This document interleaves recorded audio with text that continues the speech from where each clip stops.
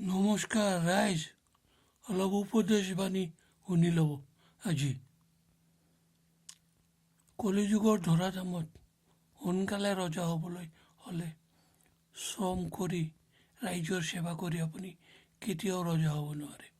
এইটো ৰজা হ'বলৈ হ'লে RSS BJP নেতাৰ পৰা 7টা বস্তু ভালদৰে শিকি ল'ব লাগে। 7টা বস্তুটো আপোনালোকে জানে।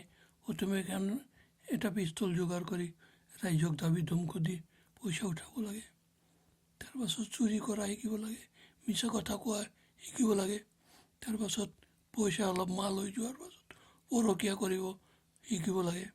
তাৰপাছত আপোনাক যদি কোনোবাই কিবা ক'ব হয়, মানুহ লগাই তাক মাৰি দিব লাগে। এইবিলাক কৰিলে আপুনি সোনকালে ৰজা হৈ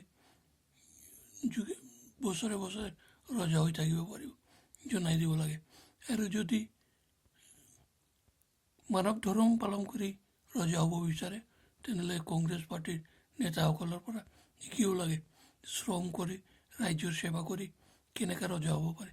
কিন্তু এতিয়া ৰজা হ'বলৈ গ'লে আপুনি বহুত কষ্ট সহ্য কৰিব লাগিব, এইটো জানিব লাগে, সকলোক জনাই দিব লাগে।